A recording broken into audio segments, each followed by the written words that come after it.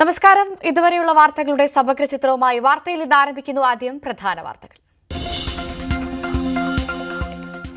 Bilkis ബാനുവിന് supreme കോടതിയുടെ നീതി. ബലാത്സംഗ കേസിൽ 11 പ്രതികളെ വിട്ടയച്ചത് റദ്ദാക്കി. ശിക്ഷാ ഇളവ് നൽകിയതിന് ഗുജറാത്ത് സർക്കാരിന് രൂക്ഷ വിമർശനം. പ്രതികൾ 2 ആഴ്ചയ്ക്കകം കീഴടങ്ങണം. സമീപകാലത്തെ ഏറ്റവും ദൈർഘ്യമേറിയ വിധി പ്രസ്താവം നീണ്ടത് 56 മിനിറ്റ്.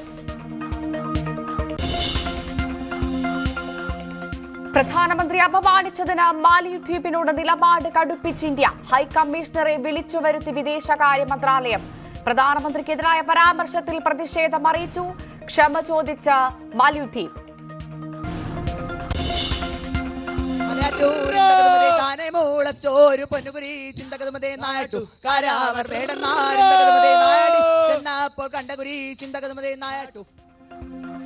സ്വർണ്ണക്കപ്പിനായുള്ള പോരാട്ടം ഫോട്ടോ ഫിനിഷിലേക്ക്. കോഴിക്കോട് മുന്നിൽ വിട്ടുകൊടുക്കാതെ കണ്ണൂർ. സമാപന സമ്മേളനം വൈകിട്ട്. മമ്മൂട്ടി മുഖ്യാതിഥി.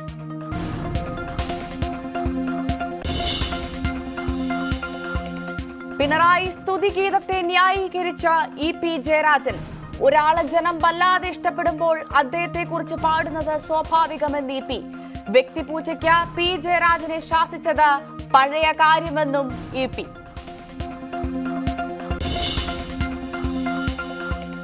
സർക്കാർ ആശുപത്രികളിൽ മരുന്ന് ക്ഷാമം രൂക്ഷം. വില കൂടിയ മരുന്നുകൾ പുറത്തുനിന്ന് വാങ്ങേണ്ട അവസ്ഥ. കാരുണ്യ ഫാർമസികളും കാലി. സർക്കാർ അടിയന്തരമായി ഇടപെടണമെന്ന ആവശ്യം. ചിന്നക്കനാലിൽ കാട്ടാനാക്രമണത്തിൽ സ്ത്രീ തൊഴിലാളി കൊല്ലപ്പെട്ടു. ആക്രമണം പന്നിയാർ എസ്റ്റേറ്റ് മേഖലയിൽ. ആശങ്കയിൽ നാട്ടുകാർ.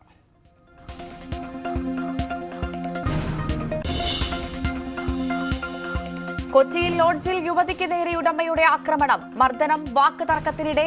സംഭവം ഇന്നലെ രാത്രി. യുവതിയുടെ പരാതിയിൽ ഉടമയും സുഹൃത്തും കസ്റ്റഡിയിൽ.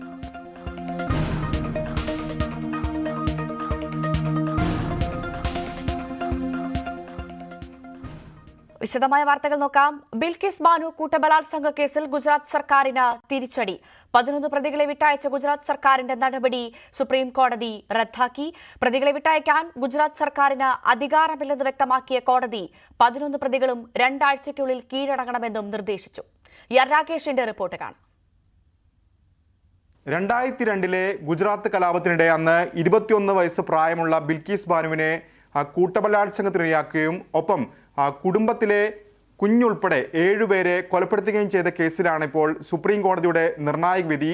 ഈ കേസിലെ പ്രതികളെ കഴിഞ്ഞ 2022 ഓഗസ്റ്റ് 15-നാണ് ഗുജറാത്ത് സർക്കാർ വിട്ടയച്ചത്. അതായത് 14 വർഷം തടവ് ശിക്ഷ അനുഭവിച്ചു എന്ന കാരണം പറഞ്ഞുകൊണ്ടാണ് ശിക്ഷയിൽ ഇളവ് നൽകിക്കൊണ്ട് ഗുജറാത്ത് സർക്കാരിന്റെ ഭാഗത്തുനിന്ന് ഇത്തരമൊരു നടപടി ഉണ്ടായത്. ഇതിനെ ചോദ്യം ചെയ്ത് ബിൽക്കിസ് ബാനു, ഒപ്പം തന്നെ CPM പോളിറ്റ് ബ്യൂറോ അംഗം സുഭാഷിണി അലി, തൃണമൂൽ കോൺഗ്രസ് നേതാവ് മഹുവ മൊയ്ത്ര തുടങ്ങിയവരാണ് സുപ്രീം കോടതിയെ സമീപിച്ചിരുന്നത്. സുപ്രീം കോടതി ഏതായാലും ഇളവ് നൽകിയ പ്രതികളെ മോചിപ്പിച്ച നടപടി, ഗുജറാത്ത് സർക്കാരിന്റെ നടപടി റദ്ദാക്കിയിരിക്കുകയാണ്. ഒപ്പം കടുത്ത വിമർശനവും സുപ്രീം കോടതി ഉന്നയിച്ചു. അതായത് 2022 മെയ് മാസത്തിലാണ് പ്രതികളിൽ ഒരാൾ ഇത്തരത്തിൽ മോചനം ആവശ്യപ്പെട്ടുകൊണ്ട് സുപ്രീം കോടതിയെ സമീപിച്ചത്. പക്ഷേ ചില വസ്തുതകൾ മറച്ചുവെച്ച് തെറ്റായ വ്യാഖ്യാനങ്ങളോട് അല്ലെങ്കിൽ തെറ്റായ കാര്യങ്ങൾ ചൂണ്ടിക്കാട്ടിക്കൊണ്ടാണ് ഈ ഇത്തരമൊരു അനുകൂലമായ ഉത്തരവ് സമ്പാദിച്ചത്. തുടർന്ന് അതിന്റെ അടിസ്ഥാനത്തിലാണ് ഗുജറാത്ത് സർക്കാർ പ്രതികളെ 2022 ഓഗസ്റ്റ് 15-ന് മോചിപ്പിക്കുകയും ചെയ്തത്. പക്ഷേ 2021 തന്നെ ഗുജറാത്ത് സർക്കാർ ഇത്തരത്തിൽ ഗുജറാത്ത് സർക്കാരിന് ഈ പ്രതികളെ മോചിപ്പിക്കാൻ അധികാരമില്ല എന്ന് വ്യക്തമാക്കിയിരുന്നതാണ്. പക്ഷേ ഈ ഉത്തരവ് ലഭിച്ച ഉടൻ പ്രതികളെ മോചിപ്പിക്കുന്ന നടപടിയാണ് ഗുജറാത്ത് സർക്കാർ സ്വീകരിച്ചെന്ന വിമർശനമാണ് സുപ്രീം കോടതിയുടെ ഭാഗത്തുനിന്ന് ഉണ്ടാവുകയും ചെയ്തത്. മാത്രമല്ല, ഈ കേസിന്റെ വാദത്തിനിടയിലെല്ലാം തന്നെ ഗുജറാത്ത് സർക്കാർ പ്രതികൾക്കൊപ്പം നിൽക്കുന്ന നിലപാടാണ് സ്വീകരിച്ചതെന്ന് കോടതി വ്യക്തമാക്കി. ഒപ്പം ഗുജറാത്ത് സർക്കാരിന് ഇത്തരത്തിൽ പ്രതികളെ മോചിപ്പിക്കാൻ യാതൊരു അധികാരവുമില്ല. കാരണം ഈ കേസിന്റെ വിചാരണ എല്ലാം നടന്നത് മഹാരാഷ്ട്രയിലാണ്. അതുകൊണ്ട് തന്നെ അത്തരമൊരു തീരുമാനമെടുക്കാനുള്ള അധികാരം മഹാരാഷ്ട്ര സർക്കാരിനാണെന്ന് കൂടി കോടതി വ്യക്തമാക്കുകയും ചെയ്തിട്ടുണ്ട്. ഏതായാലും പ്രതികൾ ഇത്തരത്തിൽ ഗുജറാത്ത് സർക്കാരിന്റെ ഇളവ് ചെയ്ത നടപടി റദ്ദാക്കിയ സാഹചര്യത്തിൽ പ്രതികൾ 2 ആഴ്ചയ്ക്കുള്ളിൽ കീഴടങ്ങണം എന്ന നിർദ്ദേശമാണ് ജസ്റ്റിസ് BV നാഗരത്ന അധ്യക്ഷയായ ബെഞ്ചിന്റെ ഭാഗത്തുനിന്ന് നിർദ്ദേശിച്ചിരിക്കുന്നത്. അത്തരത്തിൽ പ്രതികൾക്കൊപ്പം തന്നെ ഗുജറാത്ത് സർക്കാരിനും വലിയ തിരിച്ചടിയാണ് ഇപ്പോൾ ഏതായാലും സുപ്രീം കോടതിയുടെ ഭാഗത്തുനിന്ന് ഉണ്ടായിരിക്കുന്നത്. മാലിദ്വീപ് മന്ത്രിമാർ പ്രധാനമന്ത്രി നരേന്ദ്രമോദിക്കെതിരെ നടത്തിയ പരാമർശം വിവാദമായിരിക്കെ മാലിദ്വീപ് ഹൈക്കമ്മീഷണറെ വിളിച്ചു വരുത്തി. പരാമർശത്തിൽ ഹൈക്കമ്മീഷണറെ ഇന്ത്യ പ്രതിഷേധം അറിയിച്ചതായാണ് സൂചന. പരാമർശം വിവാദമായതിന് പിന്നാലെ മന്ത്രിമാരായ മറിയം ഷിനുമ, മൽഷ ഷെരീഫ്, അബ്ദുള്ള മസൂം മജീദ് എന്നിവരെ മാലിദ്വീപ് സർക്കാർ സസ്പെൻഡ് ചെയ്തിരുന്നു. മന്ത്രിമാരുടെ പരാമർശത്തിൽ ക്ഷമ ചോദിക്കുന്നതായി മാലിദ്വീപ് MP ഇവ അബ്ദുള്ള ന്യൂസ് 18നോട് പറഞ്ഞു.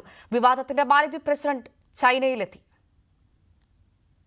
So the words by the minister are in no way a reflection of how the Maldivian people view India and Indian people. So I do want to apologize. And across the political spectrum, political parties and politicians, former ministers and current even coalition partners in the government and my own party, the minority party in parliament, we've all condemned these derogatory remarks by the minister in the government of Maldives.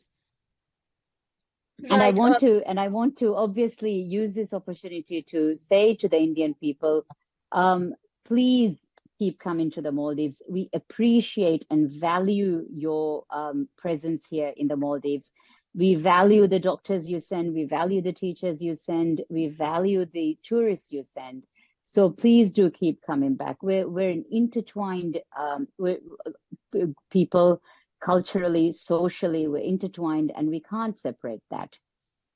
And I do hope that these remarks by the minister will be a one-off, and it won't be a reflection of either the Maldivian people or even the government of Maldives. It is not it is not an opinion that any government in the Maldives can afford to take. हमने recently जो social media पे चल रहा है, जो हमें बयान सुनने में मिल रहे हैं मालदीव्स के गवर्नमेंट के रिप्रेजेंटेटिव से, उसके तहत हमने डिसाइड किया है कि अब हम आगे से कोई भी मालदीव्स की बुकिंग एक्सेप्ट नहीं करेंगे। हमारे देश में 3 लाख लोग हर साल मालदीव्स जाते थे, अब वो इज़मा ट्रिप पे ये फैसिलिटी अवेल नहीं कर पाएंगे। പ്രമുഖ ടൂറിസം കമ്പനിയായ ഈസ്റ്റ് മൈ ട്രിപ്പ് മാലിദ്വീപിലേക്കുള്ള ടൂറിസം ബുക്കിംഗ് പൂർണ്ണമായി റദ്ദാക്കി. പ്രധാനമന്ത്രിക്കെതിരായ പരാമർശത്തിൽ പ്രതിഷേധിച്ചുകൊണ്ടാണ് നടപടി. TG സജിത്ത വാർത്തയുടെ വിശദാംശങ്ങളുമായി ചേരും. സജിത്ത, ഒരു മാപ്പിൽ തീരുമോ ഇത്? ഇന്ത്യയുടെ നയതന്ത്ര ഇടപെടൽ ഏത് തരത്തിൽ സ്വാധീനിക്കും മാലിദ്വീപിനെ? മാപ്പു പറഞ്ഞ് തടിയൂരാനാണ് യഥാർത്ഥത്തിൽ മാലദ്വീപ് ശ്രമിക്കുന്നത്. കാരണം അന്താരാഷ്ട്ര രംഗത്ത് അത്ര വലിയ തിരിച്ചടി തങ്ങൾക്കുണ്ടാകുമെന്നൊരു തിരിച്ചറിവ് മാലദ്വീപ് ഭരണകൂടത്തിനുണ്ട്. മന്ത്രിമാരുടെ വിവാദ പരാമർശത്തെ ഔദ്യോഗികമായി തള്ളി അവരെ പുറത്താക്കി തങ്ങളുടെ നിലപാട് വ്യക്തമാക്കാനാണ് അവർ ശ്രമിക്കുന്നത്. പക്ഷേ അത് ആ രീതിയിലേക്കല്ല കാര്യങ്ങൾ പോകുന്നത് എന്നതാണ് നിലവിലുള്ള സാഹചര്യം. പ്രത്യേകിച്ച് ഇന്ത്യ ഈ വിഷയത്തിൽ നിലപാട് കടുപ്പിക്കുന്ന സാഹചര്യത്തിൽ പ്രതിവർഷം 16 ലക്ഷത്തിലധികം വിദേശികൾ ടൂറിസ്റ്റുകളായി മാലദ്വീപിലേക്ക് എത്തുന്നുണ്ട്. ഇതിൽ 2.5 ലക്ഷത്തിലധികം പേർ ഇന്ത്യക്കാർ തന്നെയാണ് എന്ന പ്രത്യേകതയുണ്ട്. ഇപ്പോഴത്തെ രീതിയിലേക്ക് കാര്യങ്ങൾ നീങ്ങുകയാണെങ്കിൽ ഇന്ത്യക്കാരെ ഉപേക്ഷിക്കുമെന്ന് മാത്രമല്ല, ഇപ്പോഴത്തെ പ്രചരണം പൊതുവിൽ അവരുടെ ടൂറിസം രംഗത്തെ വലിയ വെല്ലുവിളിയിലേക്ക് മാറ്റും എന്ന പ്രതിസന്ധി കൂടി അവർ തിരിച്ചറിയുന്നു. ഏറ്റവും പ്രധാനമുള്ളത് കാര്യം, സമ്പദ്വ്യവസ്ഥ പ്രധാനമായും ആശ്രയിക്കുന്നത് ടൂറിസത്തെയാണ് മാലദ്വീപ് എന്നതാണ് പ്രത്യേകത. അതുകൊണ്ട് തന്നെ അവർ നേരിടുന്ന പ്രതിസന്ധി ഒട്ടും ചെറുതല്ല എന്നതാണ് വ്യക്തമാക്കുന്നത്. പ്രമുഖ ടൂറിസം കമ്പനിയായ ഈസ്റ്റ് മൈ ട്രിപ്പിൻ്റെ MD-യുടെ വാക്കുകളാണ് നമ്മൾ കേട്ടത്. രാജ്യത്തിൻ്റെ പൊതുനിലപാടിനൊപ്പം തങ്ങൾ നിൽക്കുന്നു. ഒപ്പം തന്നെ ലോകരാജ്യങ്ങളുടെ പൊതുവായ നിലപാടും ഇന്ത്യക്കൊപ്പമാണ്. അത് മുന്നിൽ കണ്ടുകൊണ്ടാണ് തങ്ങൾ അങ്ങോട്ടേക്കുള്ള ട്രിപ്പുകൾ ക്യാൻസൽ ചെയ്തതെന്ന് അവർ വ്യക്തമാക്കുന്നു. അതിനു മുമ്പ് നമ്മൾ കേട്ടത് ഇവ അബ്ദുള്ള മാലദ്വീപിൽ നിന്നുള്ള MD-യുടെ വാക്കുകളാണ്. അവർ വ്യക്തമാക്കുന്നത് ഇന്ത്യൻ ജനതയോട് ക്ഷമ ചോദിക്കുന്നു. MP-മാരുടെ ഭാഗത്തു നിന്നും ഒരു തരത്തിലും ന്യായീകരിക്കാൻ കഴിയാത്ത വാക്കുകളാണ് ഉണ്ടായത്. ഒപ്പം അവരെ സസ്പെൻഡ് ചെയ്തത് കൊണ്ട് മാത്രം ഈ പ്രതിസന്ധി തീരുന്നില്ല, അവർക്കെതിരെ കൂടുതൽ നടപടി എടുക്കേണ്ടി വരും എന്നുകൂടി ഇവർ വ്യക്തമാക്കുന്നു എന്നതാണ് ഇപ്പോഴത്തെ സാഹചര്യം. യഥാർത്ഥത്തിൽ ഈ പ്രതിസന്ധിയും ഈ വിവാദങ്ങളും ആരംഭിക്കുന്നത് അടുത്ത കാലത്ത്, അതായത് പതിറ്റാണ്ടുകളായി ഇന്ത്യയുമായി ഏറ്റവും അടുത്ത ബന്ധമുള്ള രാജ്യമാണ്, ദ്വീപ രാജ്യമാണ് മാലദ്വീപ്. കാരണം അവരുടെ സമ്പദ് വ്യവസ്ഥ ആശ്രയിച്ചിരിക്കുന്നത് തന്നെ ഇന്ത്യയുമായി വളരെ ബന്ധപ്പെട്ടാണ്. ഇന്ത്യയുടെ പല സഹായങ്ങളും തേടിയാണ് അവർ പ്രവർത്തിക്കുന്നത്, ആ രാജ്യം മുന്നോട്ട് പോകുന്നത് തന്നെ. ഇങ്ങനെയുള്ള ഒരു സാഹചര്യത്തിലും ആ ബന്ധത്തിൽ, ആ നയതന്ത്ര ബന്ധത്തിൽ വിള്ളൽ വീഴ്ത്തുന്ന ഇടപെടലുകൾ കഴിഞ്ഞ കുറേ നാളുകളായി ഉണ്ടാവുന്നു എന്നതാണ് സാഹചര്യം. പുതിയ സർക്കാർ അവിടെ അധികാരം ഏറ്റെടുത്തത് മുതൽ തങ്ങളുടെ ഏറ്റവും അടുത്ത അനുയായി, ഏറ്റവും അടുത്ത പങ്കാളി എന്ന് കരുതിയ ഇന്ത്യയുമായി ഒരു അകൽച്ച പാലിക്കാൻ അവരുടെ ഭാഗത്തു നിന്നും ചില ശ്രമങ്ങൾ ഉണ്ടായിട്ടുണ്ട്. കാരണം പുതിയ പ്രസിഡന്റ് ചുമതല ഏറ്റെടുത്താൽ ആദ്യം നയതന്ത്ര യാത്ര നടത്തുന്നത് ഇന്ത്യയിലേക്ക് എന്ന പതിവ് അവർ തെറ്റിച്ചു. ശ്രീലങ്കയിലേക്കും പിന്നീട് UAE-യിലേക്കും യാത്ര നടത്തി. ഇതിന് ഏറ്റവും ഒടുവിലാണ് ചൈനയിലേക്ക് മാലദ്വീപ് പ്രസിഡന്റിന്റെ യാത്രയും ഉണ്ടായിരിക്കുന്നത്. സ്വാഭാവികമായും ഇന്ത്യയും ആ കാര്യങ്ങൾ പ്രകോപിപ്പിച്ചു. ഇതിനിടയിലാണ് പ്രധാനമന്ത്രി നരേന്ദ്രമോദിയുടെ ലക്ഷദ്വീപ് സന്ദർശനവും അതേ തുടർന്ന് ഈ മന്ത്രിമാരുടെ വിവാദ പരാമർശവും ഒക്കെ ഉണ്ടാവുന്നത്. ഇതോടുകൂടി പ്രതിസന്ധി കൂടുതൽ രൂക്ഷമായി എന്നതാണ് സാഹചര്യം. അതായത് ഇന്ത്യയെ പിണക്കുകയാണെങ്കിൽ മാലദ്വീപ് കടുത്ത പ്രതിരോധം അന്താരാഷ്ട്ര തലത്തിലടക്കം നേരിടേണ്ടി വരും എന്നതിലേക്ക് കാര്യങ്ങൾ എത്തുന്നു അല്ലേ?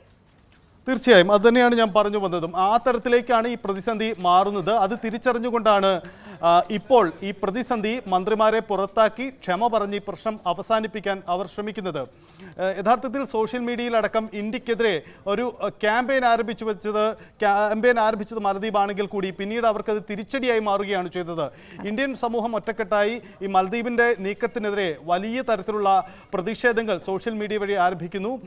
ഇന്ത്യയിലെ ക്രിക്കറ്റർമാർ, ഒപ്പം തന്നെ സിനിമാ രംഗത്തെ പ്രമുഖരൊക്കെ ഈ മാലദ്വീപിനെതിരെ ഇന്ത്യ അനുകൂലിച്ചുകൊണ്ട് ഉള്ള ഈ ക്യാമ്പയിൻ ഇപ്പോൾ രംഗത്തുണ്ട്. ഇത് സ്വാഭാവികമായും തങ്ങൾക്ക് തിരിച്ചടിയാകുന്നു എന്ന കാര്യം കൂടി അവരെ ഓർമ്മപ്പെടുത്തുന്നു. ഒപ്പം തന്നെ മാലദ്വീപ് ഇന്ത്യയിലെ ഹൈക്കമ്മീഷണറെ വിളിച്ചു വരുത്തിക്കൊണ്ട് ഇന്ത്യൻ വിദേശകാര്യ മന്ത്രാലയം പ്രതിഷേധവും അറിയിച്ചിട്ടുണ്ട്. ഈ രീതിയിലേക്ക് കടുത്ത നടപടികളുമായി ഇന്ത്യ നീങ്ങുന്നു എന്നതാണ് സാഹചര്യം.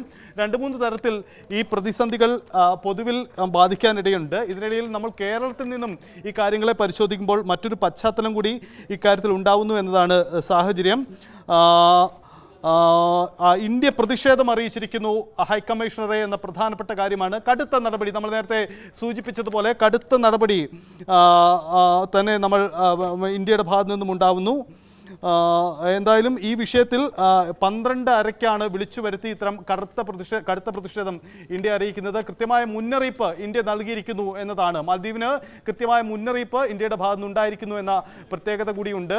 എന്തായാലും ഈ പ്രതിസന്ധി ഞാൻ നേരത്തെ പറഞ്ഞു വന്നത്, കേരളത്തിൽ നിന്നും നമ്മൾ ഈ വിഷയം പരിശോധിക്കുമ്പോൾ മറ്റൊരു തരത്തിൽ കൂടി കാണേണ്ടതുണ്ട്. കാരണം നിരവധി മാലദ്വീപ് സ്വദേശികൾ കേരളത്തിലേക്ക് ആശുപത്രി ചികിത്സാ ആവശ്യങ്ങൾക്കുമായി മറ്റുമായി എത്തുന്നതാണ്. കാരണം അത്യാധുനിക ആശുപത്രികളോ മറ്റു സംവിധാനങ്ങളോ ആ രാജ്യത്തില്ല.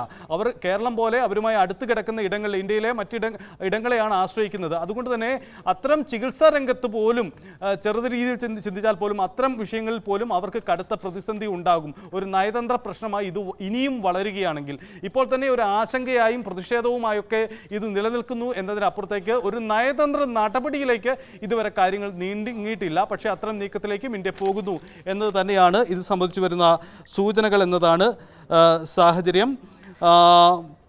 സജിത്ത്, ഇന്ത്യ താക്കീത് നൽകിയ സാഹചര്യത്തിൽ, ഇന്ത്യ പ്രതിഷേധം അറിയിച്ച സാഹചര്യത്തിൽ മാലദ്വീപിന്റെ ഔദ്യോഗിക പ്രതികരണങ്ങൾ എന്തെങ്കിലും വന്നിട്ടുണ്ടോ? യെസ്, ഇതിൽ മാറ്റമുണ്ടാവുന്നു. ഇതൊരു നയതന്ത്ര പ്രശ്നമായി തന്നെ മാറുന്നു. ഇന്ത്യക്ക് പിന്നാലെ പ്രധാനമന്ത്രി നരേന്ദ്രമോദിക്കെതിരെ ഇന്ത്യൻ ഹൈക്കമ്മീഷണറെ വിളിച്ചു വരുത്തി എന്നതാണ് സാഹചര്യം.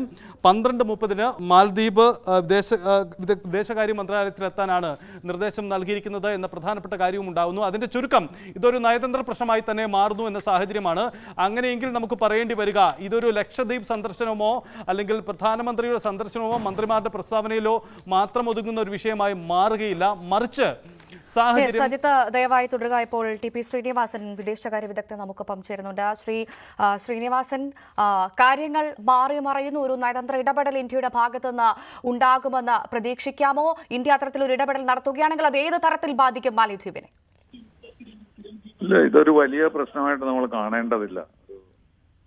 Storm in the tea cup എന്ന് പറയില്ലേ, അതുപോലുള്ള ഒരു സംഭവമാണിത്. കാരണം ഈ മന്ത്രിമാർ അദ്ദേഹത്തെ പറ്റി പറഞ്ഞത് ഒരിക്കലും ചന്തവ്യമായ കാര്യമല്ല. അതൊരിക്കലും അത് ചെയ്തുകൂടാത്തതാണ്. രാഷ്ട്രീയ പാർട്ടികൾ, ഗവൺമെന്റ് തമ്മിൽ എന്താ അഭിപ്രായ വ്യത്യാസങ്ങൾ ഉണ്ടായാലും ഒരു വ്യക്തിപരമായി ഒരു വിദേശ മന്ത്രിമാർ അതിന് പ്രതികരിക്കുന്നത് ഒട്ടും അംഗീകരിക്കാവുന്നതല്ല. അപ്പൊ നമ്മളൊക്കെ ഇവരുടെ ഹൈക്കമ്മീഷനെ വിളിച്ച് പ്രൊട്ടസ്റ്റ് ചെയ്തു. പക്ഷെ അവർ നമ്മുടെ ഹൈക്കമ്മീഷനെ വിളിക്കാൻ പ്രൊട്ടസ്റ്റ് ചെയ്യാനായിരിക്കില്ലല്ലോ. അവർക്ക് എന്തെങ്കിലും സജഷൻ ഉണ്ടായിരിക്കും. അതുകൊണ്ട് ഇതൊരു വലിയ പ്രശ്നമാകാതെ മാറിപ്പോകുമെന്നാണ് എന്റെ വിചാരം. പക്ഷേ ആ സാഹചര്യത്തിൽ പോലും സമൂഹ മാധ്യമങ്ങളടക്കം വലിയ ബഹിഷ്കരണ ക്യാമ്പയിനുമായി നമ്മുടെ ഇന്ത്യയുടെ സെലിബ്രിറ്റികൾ രംഗത്ത് വന്നിട്ടുണ്ട്. അന്തസ്സാണ് വേണ്ടത് നമുക്ക്. അതുകൊണ്ട് തന്നെ എന്തിനാണ് മറ്റു ടൂറിസത്തെ നമ്മൾ സ്വാധീനിക്കുന്നത്, നമ്മുടെ സ്വന്തം ടൂറിസത്തെ പിന്തുണയ്ക്കാനാണ് ഞങ്ങളുടെ തീരുമാനം എന്നൊക്കെ പറഞ്ഞുകൊണ്ട് സമൂഹ മാധ്യമങ്ങളിൽ നമ്മുടെ സെലിബ്രിറ്റികളുടെ പോസ്റ്റുകളൊക്കെ നിറയുന്ന ഒരു സാഹചര്യം കൂടിയുണ്ട് ഇപ്പോൾ. അത് അതുണ്ടാവില്ല. നാച്ചുറലായിട്ടും നമ്മുടെ ഇന്ത്യക്കാർക്ക് തീർച്ചയായിട്ടും അതിനെ പറ്റി വളരെ കാര്യമായ പരാതിയുണ്ട്. പ്രധാനമന്ത്രിയെ അധിക്ഷേപിക്കുക എന്ന് പറയുന്നത് നമ്മൾ ഒരിക്കലും അംഗീകരിക്കാൻ തയ്യാറില്ലാത്തതാണ്. പക്ഷെ അതിന്റെ റിയാക്ഷനൊക്കെ കഴിഞ്ഞിട്ട് അവസാനം എന്താണ്, നമുക്ക് നല്ല റിലേഷൻഷിപ്പ് തന്നെ മാൽഡീവ്സായിട്ട് ഉണ്ടാകേണ്ട ആവശ്യമുണ്ട്. അവർക്കും അതുണ്ട്.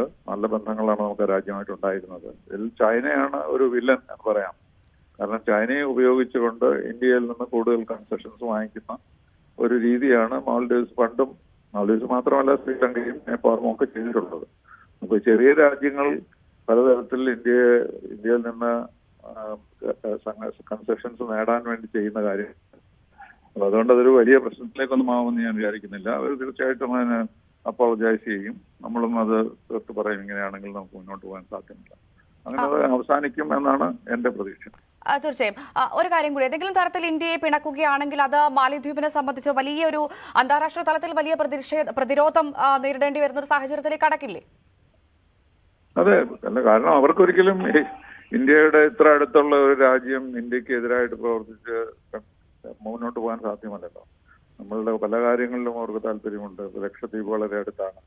അപ്പോൾ ലക്ഷദ്വീപിലാണ് നമ്മളിപ്പോൾ ടൂറിസം വർദ്ധിപ്പിക്കുന്നതെന്ന് പറഞ്ഞ് മുമ്പ് അവർക്ക് വരെ പരാതി ഉണ്ടായിരുന്നു. അപ്പൊ ഇതൊക്കെ സാധാരണ രാജ്യങ്ങൾ തമ്മിൽ അയൽ രാജ്യങ്ങൾ ഉണ്ടാകാവുന്ന പ്രശ്നങ്ങളാണ്. അപ്പൊ അത് രണ്ടു കൂട്ടരും അത് കണക്കിലെടുത്തുകൊണ്ടായിരിക്കും ഇതിനോട് പ്രതികരിക്കുക.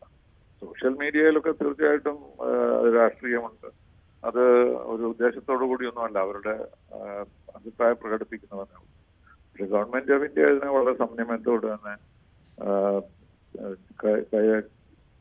പരിഹരിക്കുമെന്നാണ് എന്റെ വിശ്വാസം. ശരി, വളരെയധികം നന്ദി ശ്രീ ടി പി ശ്രീനിവാസൻ ഈ ഒരു അവസരത്തിൽ ഞങ്ങളോട് പ്രതികരിച്ചതിന്. വീണ്ടും ടി ജി സജിത്തിലേക്ക് തന്നെ പോവുകയാണ്. സജിത്ത, ഇന്ത്യയെ സംബന്ധിച്ച് ഇന്ത്യയുടെ അന്താരാഷ്ട്ര ബന്ധങ്ങൾ വളരെ വലുതാണ്, പ്രത്യേകിച്ചും പ്രധാനമന്ത്രി നരേന്ദ്രമോദിയുടെ ബന്ധങ്ങൾ. അതിനെ മറികടക്കാൻ അല്ലെങ്കിൽ അതിനെ പ്രതിരോധിക്കാൻ മാലിദ്വീപിന് സാധിക്കുമോ? അത് ഏത് തരത്തിലായിരിക്കും ഇനി ഒരു ഇടപെടൽ ഉണ്ടാവുക? ഇതിൽ മറ്റൊരു അർത്ഥത്തിൽ കൂടി ഈ നീക്കങ്ങളെ നമുക്ക് കാണേണ്ടി വരുമെന്ന് തോന്നുന്നു. ഒരുപക്ഷെ അന്താരാഷ്ട്ര നയതന്ത്ര വിദഗ്ധർ ഇക്കാര്യത്തിൽ കൂടുതൽ നിലപാട് വ്യക്തമാക്കേണ്ടിയും വരും. കാരണം മാലദ്വീപ് നമ്മൾ നേരത്തെ വ്യക്തമാക്കിയതുപോലെ പതിറ്റാണ്ടുകളായി ഇന്ത്യയുമായി വളരെ ആത്മബന്ധമുള്ള ഏറ്റവും സൗഹൃദ സ്വഭാവത്തിൽ പോകുന്ന രണ്ട് രാജ്യങ്ങളാണ്. അവരുടെ പല ഭൗതിക സൗകര്യങ്ങളും ഇന്ത്യയുടെ സഹായം പറ്റിയാണ് നിലകൊള്ളുന്നത്.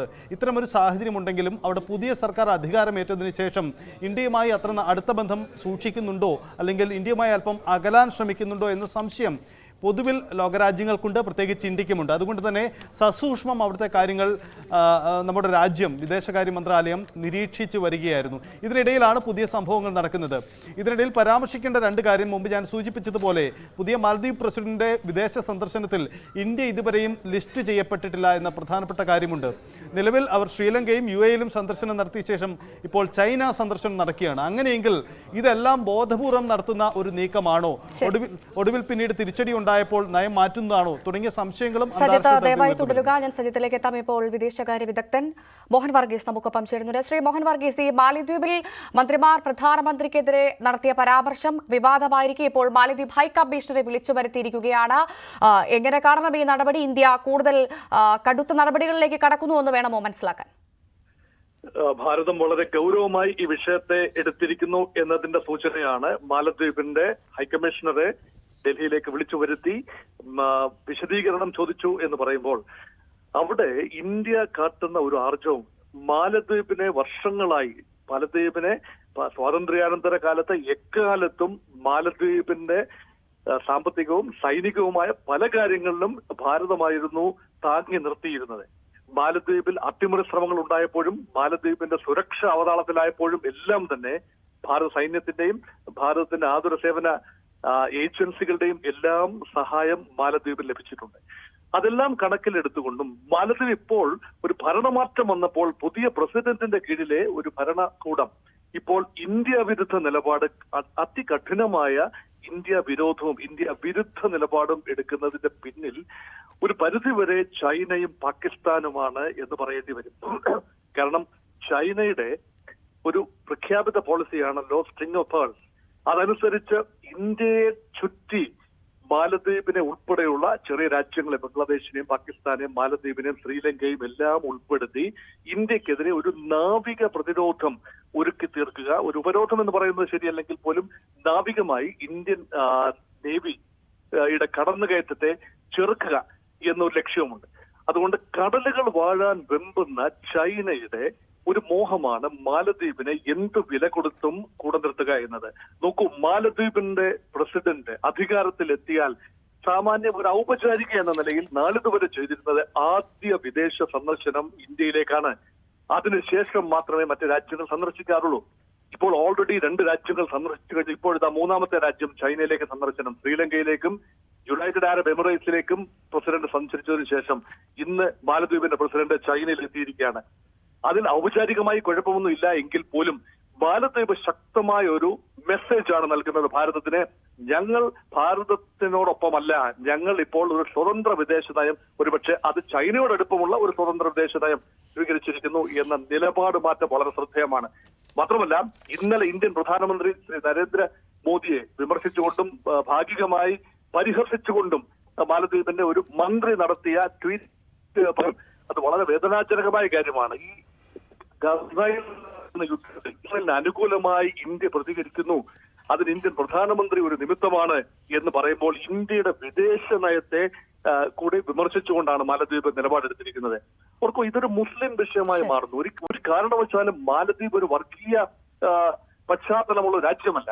ഇപ്പോഴിതാ ഒരു വർഗീയ ഒരു ചേരിതിരിവ് ഇവിടെ ഉണ്ടാവുകയാണ്. പാകിസ്ഥാൻ അല്ലെങ്കിൽ യുണൈറ്റഡ് അറബ് എമിറേറ്റ്സ് അല്ലെങ്കിൽ മധ്യപൂർവ്വ പ്രദേശത്തെ മുസ്ലിം രാജ്യങ്ങൾ അവരോടൊക്കെ ഐക്യദാർഢ്യം പ്രഖ്യാപിച്ചുകൊണ്ടും ഇന്ത്യയിൽ നിന്നും ബോധപൂർവം അകലം പ്രഖ്യാപിച്ചുകൊണ്ടും ഇന്ത്യയുടെ ഇസ്രായേൽ നയത്തെ വിമർശിച്ചുകൊണ്ടും മാലദ്വീപിലെ മന്ത്രിമാർ ട്വീറ്റ് ചെയ്യുമ്പോൾ അത് ഗൗരവമായി എടുക്കേണ്ട ഒരു ചുമതല ഇന്ത്യക്കുണ്ട്. കാരണം ഇന്ത്യയുമായുള്ള രീതിയിലുള്ള പരമ്പരാഗതമായ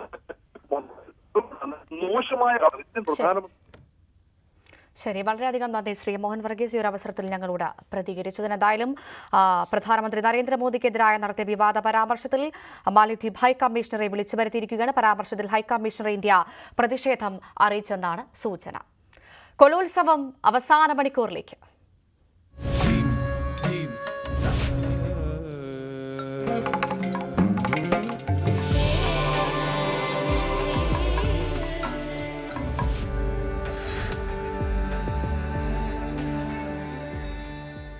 Kerala school Kalolsavam powered by G-Tec computer education. ലക്ഷ്യം ജോലിയെങ്കിൽ പഠനം ജിടെക്കിൽ തന്നെ.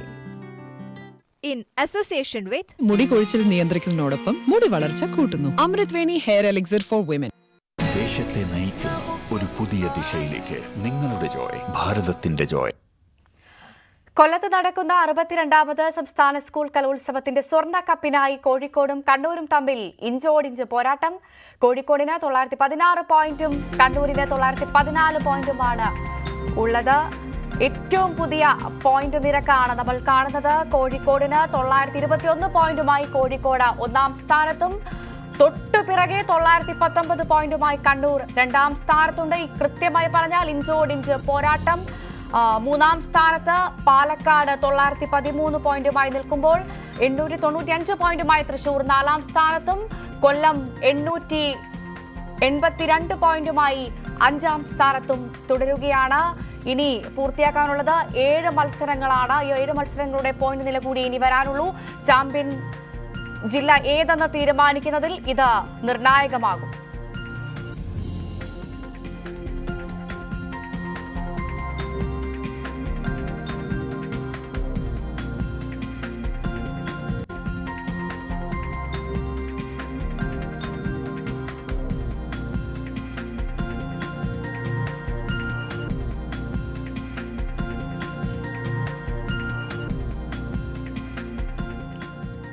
എം.ജി. മിഥുൻ വിവരങ്ങൾ പങ്കുവയ്ക്കാൻ ചേരും. മിഥുൻ, കലകലാരവം അതിന്റെ അവസാന മണിക്കൂറിലേക്ക് എത്തുമ്പോൾ സ്വർണ്ണക്കപ്പിനായുള്ള ആവേശ പോരാട്ടത്തിലാണ് കോഴിക്കോടും കണ്ണൂരും. ഇഞ്ചോടിഞ്ച് പോരാട്ടം എന്ന് തന്നെ പറയാം. ഇനിയും മത്സരങ്ങളുടെ ഫലങ്ങൾ വരാനുണ്ട്. അതുകൊണ്ട് തന്നെ മാറി മറിയാം, എന്തും സംഭവിക്കാം. എന്താണ് അവിടെ നിന്ന് നൽകാൻ സാധിക്കുന്ന ഏറ്റവും പുതിയ വിവരങ്ങൾ? ആവേശം എത്രത്തോളമുണ്ട്?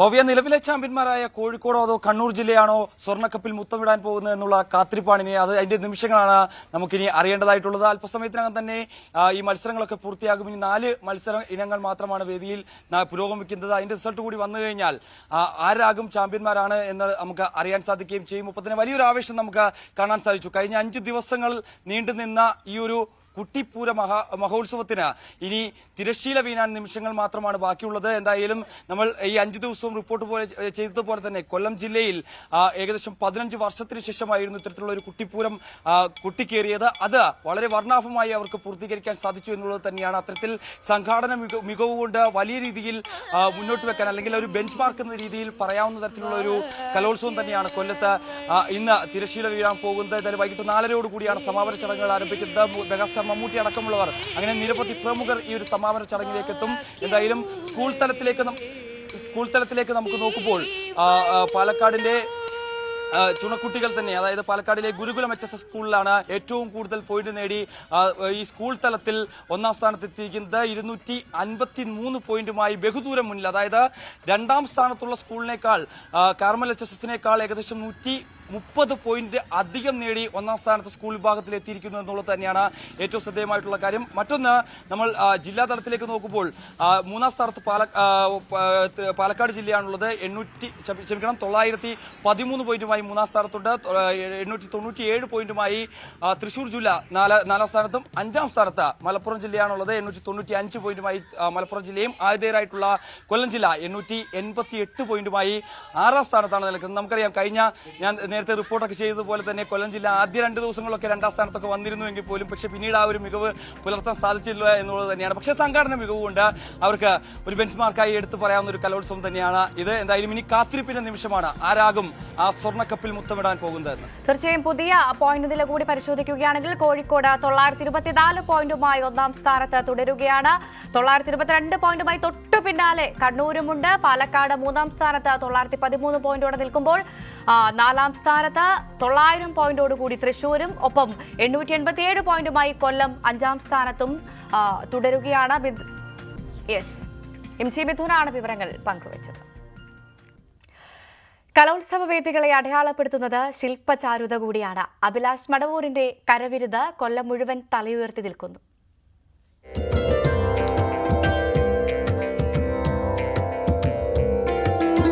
62ാമത് സംസ്ഥാന സ്കൂൾ കലോത്സവ വേദികളിൽ ഈ കാണുന്ന ഇൻസ്റ്റലേഷനുകൾക്ക് പിന്നിൽ കൊല്ലംകാരനായ അഭിലാഷ് മടവൂരാണ്.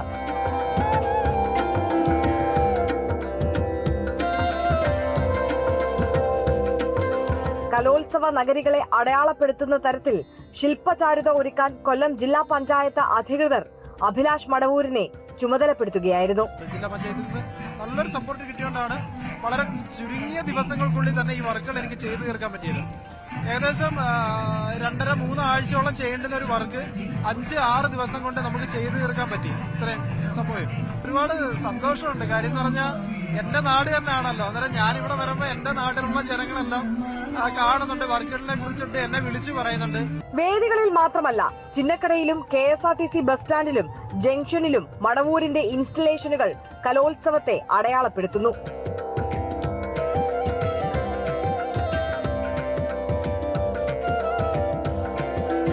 കൊല്ലത്തിന്റെ വിവിധ ഭാഗങ്ങൾ, ചിന്നക്കട റൗണ്ടിന്റെ അവിടെ, ഗ്യാരേജിന്റെ അവിടെ, KSRTC ഗ്യാരേജിന്റെ അവിടെ, പിന്നെ നമ്മുടെ മെയിൻ ആയിട്ടുള്ള വേദികളിൽ പിന്നെ ഏകദേശം ഈ ഇൻസ്റ്റലേഷൻ ആർട്ട് എന്ന് പറഞ്ഞാൽ ഏകദേശം 23 അടി പൊക്കമുണ്ട് ഈ വർക്ക്. കണ്ടവരൊക്കെയും നല്ല അഭിപ്രായം പറഞ്ഞതിന്റെ സന്തോഷത്തിലാണ് സകുടുംബം അഭിലാഷ് മടവൂർ.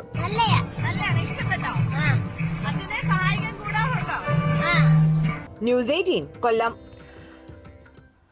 പരിമിതികളെ പ്രതിഭ കൊണ്ട് മറികടത്താൻ നിരവധി കലാകാരന്മാരെ നമുക്കറിയാം. അക്കൂട്ടത്തിൽ ചേർത്ത് വെക്കാവുന്ന ഒരു മിടുക്കി ഇന്നലെ കലോത്സവ വേദി കീഴടക്കി. കണ്ണൂർ എളയാവൂർ CHM HSS സ്കൂളിലെ അനന്യയുടെ വിശേഷങ്ങൾ കാണാമിനി.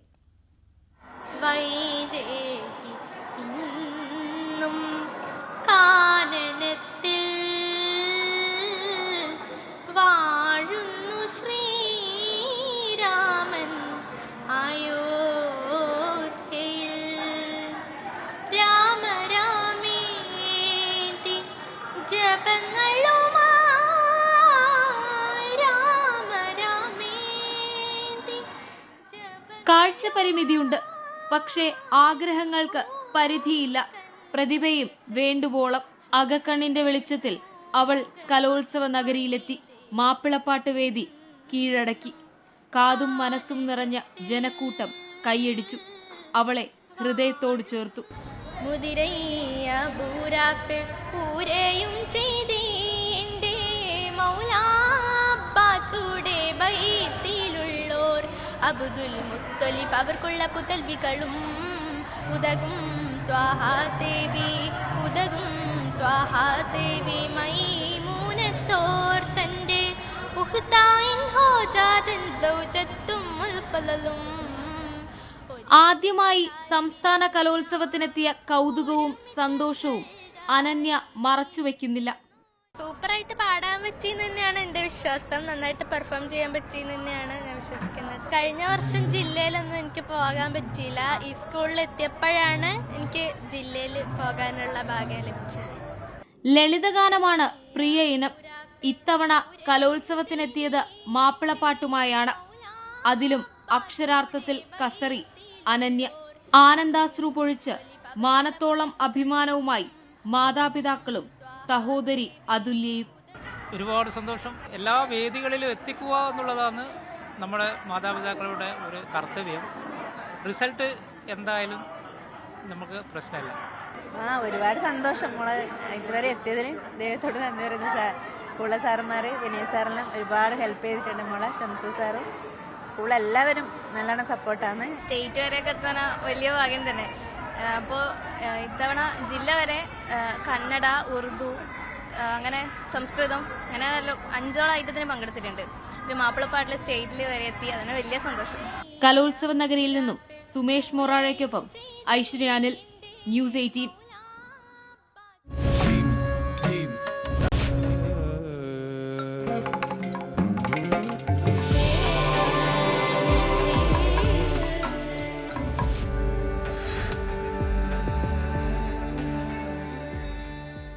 Kerala school Kalolsavam powered by G-Tec computer education.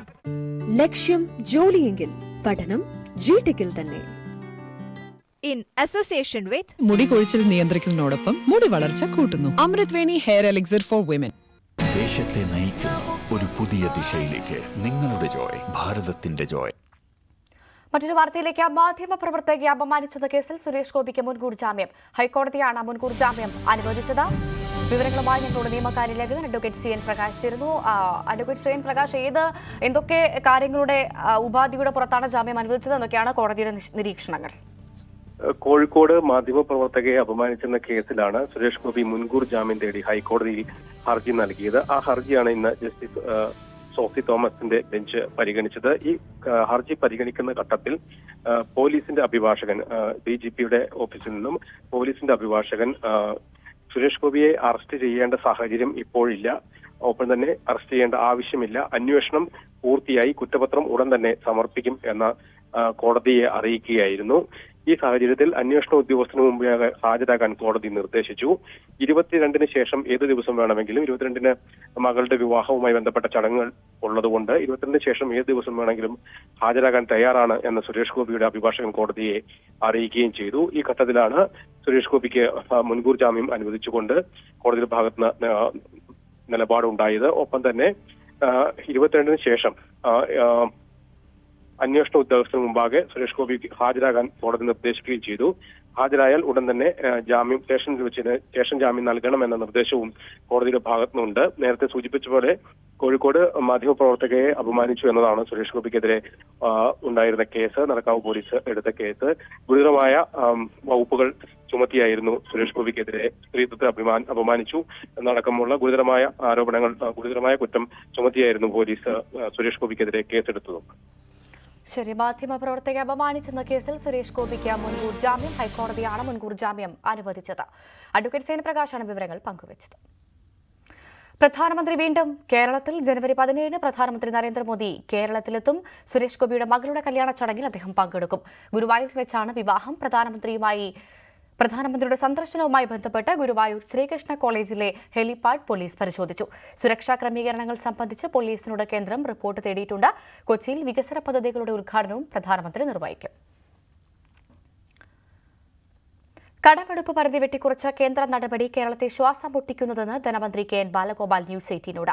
കേന്ദ്ര നടപടി ഓരോ കേരളീയനെയും ബാധിക്കും. കേന്ദ്രം തുടർച്ചയായി ഇത്തരം നടപടികൾ ചെയ്തുകൊണ്ടിരിക്കുന്നു. വലിയ ചെലവുകളുള്ള മാസങ്ങളാണ് മുന്നിലുള്ളതെന്നും നവകേരള സദസ്സിൽ ലഭിച്ച പരാതികൾ സമയബന്ധിതമായി പരിഹരിക്കുമെന്നും മന്ത്രി പ്രതികരിച്ചു. വല്ലാത്ത ഒരു അശനിപാതം പോലെയോ ഒരിക്കലും ചെയ്യാൻ പാടില്ലാത്ത തരത്തിലേക്ക് ഒരു തീരുമാനമാണ് വന്നിരിക്കുന്നത്. ഇപ്പൊ നിരന്തരമായി ഇപ്പൊ ഇങ്ങനെ വന്നുകൊണ്ടിരിക്കുന്നുള്ളതുകൊണ്ട് മാധ്യമങ്ങൾക്ക് ഉൾപ്പെടെ ഇതറിയാം, അവർ റിപ്പോർട്ട് ചെയ്തിട്ടുണ്ട്. ഫലത്തിൽ ഇത് ഉണ്ടാക്കുന്നതെന്ന് പറഞ്ഞാൽ നമ്മുടെ എല്ലാ സാമ്പത്തികമായ പ്ലാനിങ്ങിനെയും ബാധിക്കും. ഇപ്പൊ തന്നെ വലിയ ബുദ്ധിമുട്ടി കൂടിയാണ് പോകുന്നത്. എന്നാലും ഇത് കിട്ടും എന്നുള്ളത് കരുതിയാണ് ഇരിക്കുന്നത്. ബാക്കി കുറെ കാര്യങ്ങൾ മനയേണ്ടതുണ്ട്.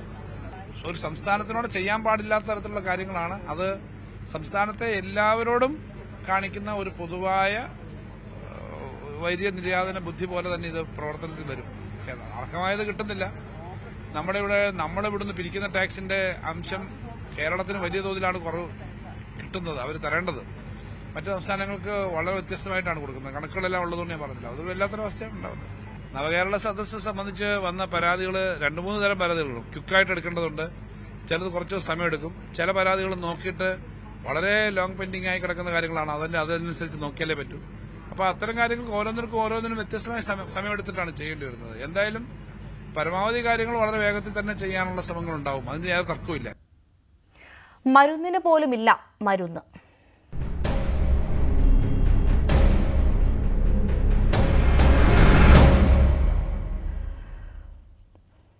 സർക്കാർ ആശുപത്രികളിൽ മരുന്നുക്ഷാമം രൂക്ഷമാകുന്നു. വില കൂടിയ മരുന്നുകൾ പുറത്തുനിന്ന് വാങ്ങേണ്ട അവസ്ഥയാണുള്ളതെന്ന് രോഗികൾ പറയുന്നു. കാരുണ്യ ഫാർമസികളിലും സ്ഥിതി വ്യത്യസ്തമല്ല. ഇടവേളയ്ക്ക് ശേഷം തിരുവനന്തപുരം ജനറൽ ആശുപത്രിയിൽ മരുന്നുക്ഷാമം വീണ്ടും രൂക്ഷമാകുകയാണ്.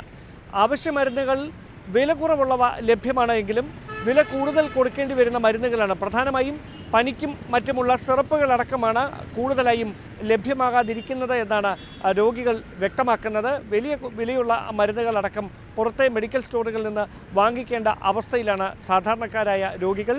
കാരുണ്യ ഫാർമസിയിലും സമാനമായ അവസ്ഥ തന്നെയാണ് നിലനിൽക്കുന്നത്. വിലപിടിപ്പുള്ള മരുന്നുകൾ ഫാർമസിയിൽ ലഭ്യമാകാത്ത സാഹചര്യമാണുള്ളത്. മരുന്നുകൾ എത്തിക്കുന്നതിൽ കാലതാമസം നേരിടുന്നു എന്ന ഒരു പരാതിയും രോഗികളുടെ ഭാഗത്തു നിന്നുണ്ടാകുന്നു.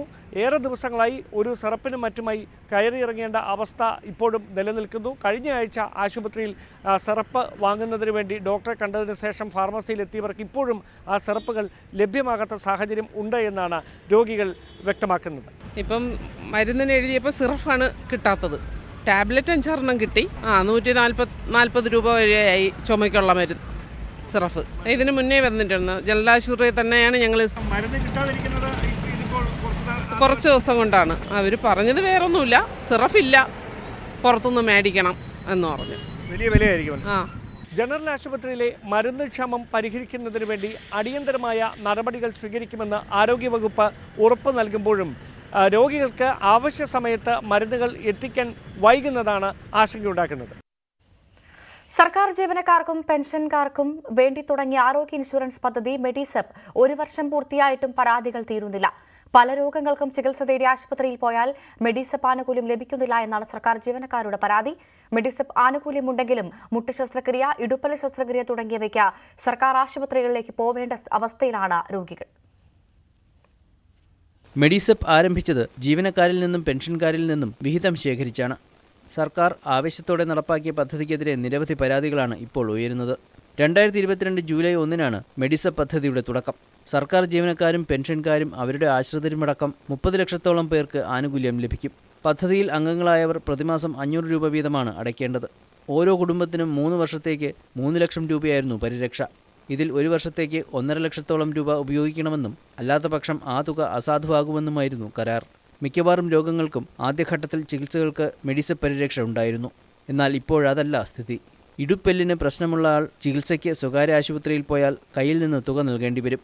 മെഡിസെപ്പിന്റെ കീഴിലാണെങ്കിലും ചില രോഗങ്ങൾക്കുള്ള ചികിത്സയിൽ നിന്ന് സ്വകാര്യ ആശുപത്രികൾ പിന്മാറിയത് ചികിത്സ തേടുന്നവരെ വെട്ടിലാക്കി. ക്യാഷ്ലെസ് പദ്ധതി എന്ന് പറഞ്ഞ മെഡിസെപ്പ് ഇപ്പോൾ അങ്ങനെയല്ലെന്ന പരാതിയും വ്യാപകമാണ്. മെഡിസെപ്പുമായി കരാറുള്ള ആശുപത്രികളിൽ പോയാൽ പോലും പണം നൽകേണ്ട അവസ്ഥയാണെന്ന് ഉപഭോക്താക്കൾ കുറ്റപ്പെടുത്തുന്നു. ഇൻഷുറൻസ് പരിരക്ഷാ പരിധി 3 ലക്ഷത്തിൽ നിന്ന് 10 ലക്ഷമായി ഉയർത്തണമെന്ന ആവശ്യവും ഉയരുന്നുണ്ട്. ന്യൂസ് 18 തിരുവനന്തപുരം. മുഖ്യമന്ത്രിയെക്കുറിച്ചുള്ള സ്തുതിഗീതത്തെ തള്ളാതെ LDF കൺവീനർ പി ജയരാജൻ. ഒരാളെ ജനം വല്ലാതെ ഇഷ്ടപ്പെടുമ്പോൾ അയാളെക്കുറിച്ച് പാട്ടും സിനിമയും ഒക്കെ ഉണ്ടാകുന്നത് സ്വാഭാവികമാണ്. അതിൽ തെറ്റില്ല. എന്നാൽ നേരത്തെ പി ജയരാജനെ ഇതേ വിഷയത്തിൽ പാർട്ടി ശാസിച്ചത് പഴയ ചരിത്രമാണ്. അതിപ്പോൾ ചർച്ച ചെയ്യേണ്ട എന്നും പി ജയരാജൻ പറഞ്ഞു. മനുഷ്യരല്ലേ, മനുഷ്യരിൽ പൊതുനിലകളെ കാണുമ്പോൾ കൂടുതൽ താല്പര്യങ്ങളോ സ്നേഹമോ ഒക്കെ ഉണ്ടായേക്കാം. അതിൻ്റെ ഭാഗമായിട്ട് ചിലപ്പോൾ കവിത എഴുതും, പാട്ട് പാടും, നാടകമുണ്ടാക്കും, സിനിമയുണ്ടാക്കും. അതെല്ലാം ഓരോ പ്രശ്നങ്ങളെ അടിസ്ഥാനപ്പെടുത്തി ഉണ്ടാകുന്ന ഒരു സമീപനത്തിൻ്റെ വികാരത്തിൻ്റെ ഭാഗമാണ്. ആ നിലയിൽ ആ പ്രശ്നങ്ങൾ കണ്ടാൽ മതി. പി ജയരാജന്റെ പ്രശ്നമൊന്നും ഇവിടെ ഉന്നയിക്കേണ്ട വിഷയമില്ല. അതിൽ കഴിഞ്ഞു പോയൊരു അധ്യായം. ജയരാജന്റെ കുറിച്ച് നടപടിയൊന്നും പാർട്ടിക്കകത്ത് ഉണ്ടായിട്ടുമില്ല. അങ്ങനെ ഒരു സംഘടനയും ഇല്ല. ആരെങ്കിലും ഉണ്ടാക്കിയതിൻ്റെ ഒന്നും പിതൃത്വം പി ജയരാജൻ ഏറ്റെടുക്കത്തിട്ടില്ല. ഇത് പി ജെ ആർമി പാർട്ടിയെ ദ്രോഹിക്കാൻ പുറപ്പെട്ടിരിക്കുന്ന ചിലർ ഇങ്ങനെ ചില ഇതുണ്ടാക്കി പറഞ്ഞാൽ അതിൻ്റെ ഉത്തരവാദിത്വം പി ജയരാജനാണോ? ആക്രമിക്കുമ്പോൾ ഉണ്ടാകുന്ന വികാരം എത്ര വലുതാണ്? അതുപോലെ മനുഷ്യരിലുണ്ടാകും. അതിൻ്റെ അടിസ്ഥാനത്തിൽ ചിലപ്പോൾ അഭിപ്രായങ്ങൾ പറയും. അതൊന്നും നിങ്ങളിപ്പോൾ ഈ തരത്തിൽ വ്യാഖ്യാനിച്ച് അതൊരു പ്രചരണമാക്കേണ്ട ഒരു കാര്യവുമില്ല. മുഖ്യമന്ത്രിയുടെ ദുരിതാശ്വാസ നിധിയിലെ ക്രമക്കേട് ആരോപിച്ച് നൽകിയ അപ്പീൽ ഹൈക്കോടതി ഫയലിൽ സ്വീകരിച്ചു. ലോകായുക്ത വിധിക്കെതിരായ അപ്പീലാണ് ഹൈക്കോടതി പരിഗണിച്ചത്.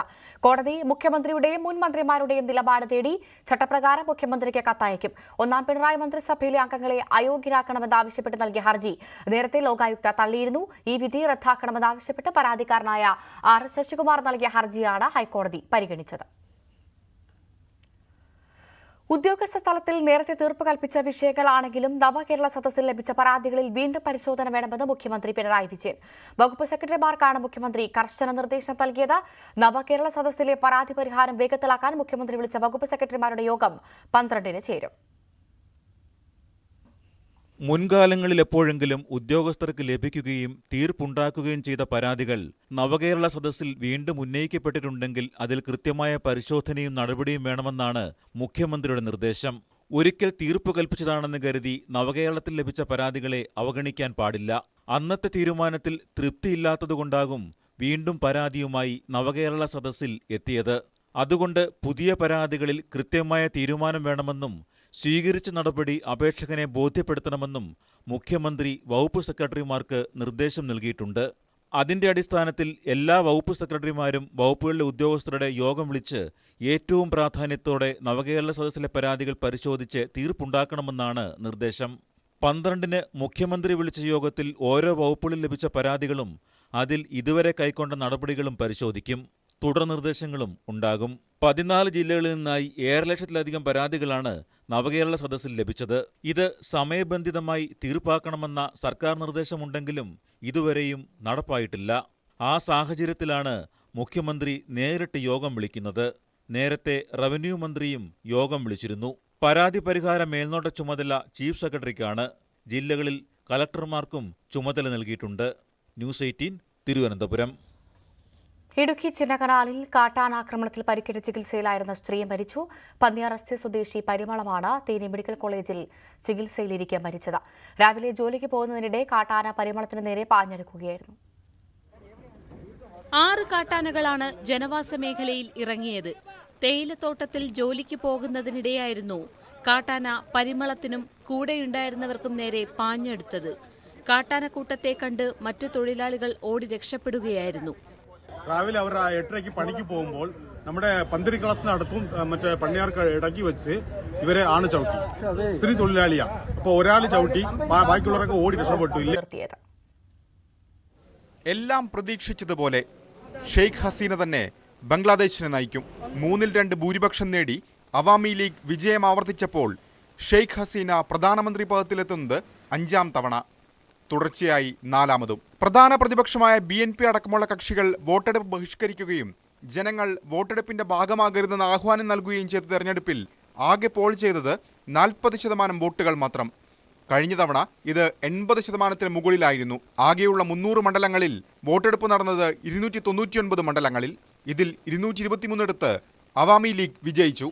മത്സരരംഗത്തുണ്ടായിരുന്ന ജാത്തിയ പാർട്ടി 11 സീറ്റുകൾ നേടി. ബംഗ്ലാദേശ് കല്യാൺ പാർട്ടിയും ജാത്തിയ സമാജ് തന്ത്രിക് പാർട്ടിയും വർക്കേഴ്സ് പാർട്ടി ഓഫ് ബംഗ്ലാദേശും 1 സീറ്റ് വീതം നേടി. 62 മണ്ഡലങ്ങളിൽ സ്വതന്ത്രർക്കാണ് വിജയം. ഷെയ്ഖ് ഹസീന ഗോപാൽഗഞ്ച് 3 മണ്ഡലത്തിൽ നിന്ന് 2,49,000 വോട്ടുകൾക്ക് വിജയിച്ചു. 1986 ശേഷം 8ാം തവണയാണ് ഹസീന ഇവിടെ വിജയിക്കുന്നത്. അതേസമയം രാജ്യത്ത് സംഘർഷം നിലനിൽക്കുന്ന സാഹചര്യത്തിൽ വിജയാഹ്ലാദ പ്രകടനങ്ങൾ വേണ്ടെന്ന് ഹസീന പാർട്ടി പ്രവർത്തകരോട് ആഹ്വാനം ചെയ്തു. ബംഗ്ലാദേശിൽ ജനാധിപത്യത്തിന്റെ മരണമണി മുഴങ്ങുന്നുവെന്ന വിമർശനങ്ങൾ ശക്തമായിരിക്കെയാണ് ഒരു കാലത്ത് ജനാധിപത്യത്തിനായി പടപൊരുതിയ ഷെയ്ഖ് ഹസീന വീണ്ടും അധികാരത്തിലെത്തുന്നത്. International desk, news 18. അയോധ്യ ഒരുങ്ങുന്നു.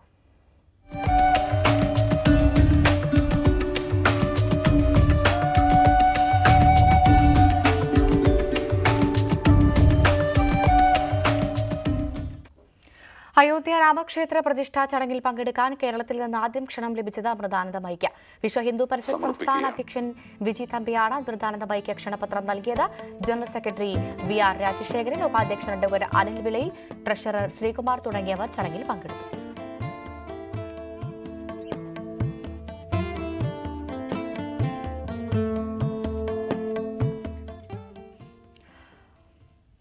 അയോധ്യയിൽ പ്രാണപ്രതിഷ്ഠ നടക്കുന്ന ജനുവരി 22-ന് ക്ഷണിക്കപ്പെട്ട അതിഥികൾക്ക് മാത്രമാണ് പ്രവേശനം.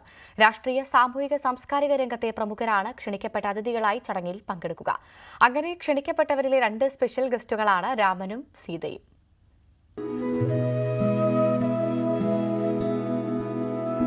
രാജ്യത്തെ കോടിക്കണക്കിന് ജനങ്ങളുടെ മനസ്സിൽ രാമന്റെയും സീതയുടെയും മുഖമായി ഇപ്പോഴും നിലകൊള്ളുന്നവരാണ് ക്ഷണിക്കപ്പെട്ടവരിലെ ഈ സ്പെഷ്യൽ ഗസ്റ്റുകൾ. അരുൺ ഗോവിലും ദീപിക ചിഖാലിയയും. രാമാനന്ദ് സാഗർ 36 വർഷം മുൻപ് സംവിധാനം ചെയ്ത രാമായണത്തിൽ രാമനും സീതയുമായി അരങ്ങിലെത്തിയവർ.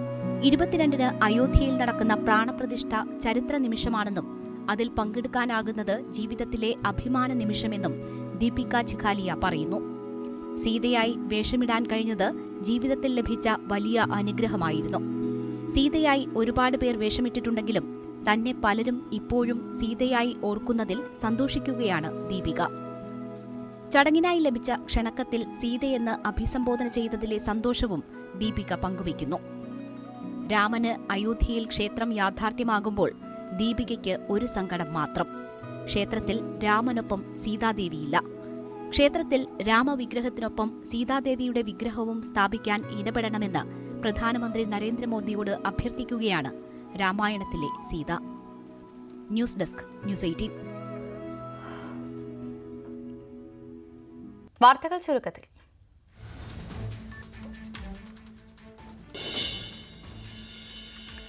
കൊച്ചി കാക്കനാട്ടെ സെന്റ് ഫ്രാൻസിസ് അസസി പള്ളിയിൽ സിനഡ് കുർബാന തടയാൻ ശ്രമം. ഒരു വിഭാഗം പള്ളി വികാരിയുടെ മുറിയിൽ കയറി പ്രതിഷേധിച്ചു. ഗവർണർക്കെതിരെ CPM ഇടുക്കി ജില്ലാ സെക്രട്ടറി ആരിഫ് മുഹമ്മദ് ഖാൻ അഹങ്കാരത്തിന്റെ ആൾരൂപമെന്ന് CPM ജില്ലാ സെക്രട്ടറി CB വർഗീസ് വിമർശിച്ചു. ഇടതുപക്ഷ സർക്കാരിന്റെ ജനപക്ഷ നിലപാടുകളുടെ എങ്ങനെ തുരങ്കം വയ്ക്കുവാൻ കഴിയുമെന്ന് ഗവേഷണം നടത്തുന്ന ആളാണ് ഗവർണറെന്നും CPM ഇടുക്കി ജില്ലാ സെക്രട്ടറി.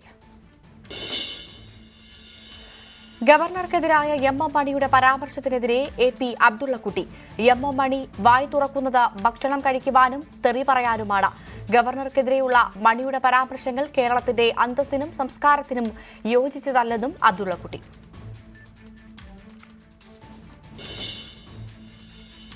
ബിൽക്കിസ് ബാനു കേസിലെ സുപ്രീം കോടതി വിധി ജനതയ്ക്ക് പ്രതീക്ഷ നൽകുന്നതെന്ന് PK കുഞ്ഞാലിക്കുട്ടി. ഗുജറാത്ത് സർക്കാരിൽ എത്രമാത്രം പക്ഷപാതപരമായ കാര്യങ്ങളാണ് നടക്കുന്നതെന്ന് വ്യക്തമാക്കുന്നതാണ് ഇതെന്നും കുഞ്ഞാലിക്കുട്ടി പറഞ്ഞു.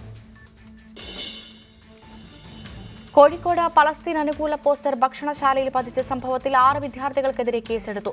കോഴിക്കോട് ബീച്ചിൽ പ്രവർത്തിക്കുന്ന സ്റ്റാർബക്സ് ഔട്ട്ലെറ്റിലാണ് ഫ്രറ്റേണിറ്റി മൂവ്മെന്റ് പ്രവർത്തകരായ 6 പേർ പോസ്റ്റർ പതിച്ചത്. കോഴിക്കോട് രാമനാട്ടുകരയിൽ KSRTC ബസ് അപകടത്തിൽപ്പെട്ടു. അപകടത്തിൽ 12 പേർക്ക് പരിക്കേറ്റു. നിർത്തിയിട്ട ലോറിക്ക് പിന്നിൽ ബസ് ഇടിച്ചു കയറിയാണ് അപകടം. വിദ്യാഭ്യാസ വിചക്ഷണനും MG യൂണിവേഴ്സിറ്റി VCയുമായിരുന്ന ഡോക്ടർ A സുകുമാരൻ നായർ അന്തരിച്ചു. സംസ്കാരം വൈകിട്ട് 5-ന്. തൃശൂർ ഒല്ലൂരിൽ വാൻ നിയന്ത്രണം വിട്ട കടയിലേക്ക് ഇടിച്ചു കയറിയ അപകടം. ക്യാബിനിൽ കുടുങ്ങിയ ഡ്രൈവറെ അതിസാഹസികമായാണ് പുറത്തെടുത്തത്. സ്വർണ്ണമെള്ളി പ്ലാറ്റിനം നിരക്കുകൾ. കവിത ഗോൾഡ് ആൻഡ് ഡയമണ്ട്സ് ഇന്നത്തെ സ്വർണം വെള്ളി നിരക്കുകൾ നിങ്ങൾക്കായി സമർപ്പിക്കുന്നത് വലിയ സ്വപ്നങ്ങൾ, വലിയ സന്തോഷങ്ങൾ, വലിയ collection. Kavitha gold and diamonds. സ്വർണം ഗ്രാമിന് 5750, പവന് 46,000. സ്വർണം 18 ക്യാരറ്റിന് ഗ്രാമിന് 4785, പവന് 38,290. വെള്ളി ഗ്രാമിന് 78, കിലോയ്ക്ക് 78,000. കവിത ഗോൾഡ് ആൻഡ് ഡയമണ്ട്സ് ഇന്നത്തെ സ്വർണം വെള്ളി നിരക്കുകൾ നിങ്ങൾക്കായി സമർപ്പിക്കുന്നത്. വലിയ സ്വപ്നങ്ങൾ, വലിയ സന്തോഷങ്ങൾ, വലിയ collection. Kavitha gold and diamonds. വാർത്തയിൽ നിന്ന് പൂർണ്ണമാകുന്നു. ഇടവേളയ്ക്ക് ശേഷം നാട്ടുവർത്തമാനം. നമസ്കാരം.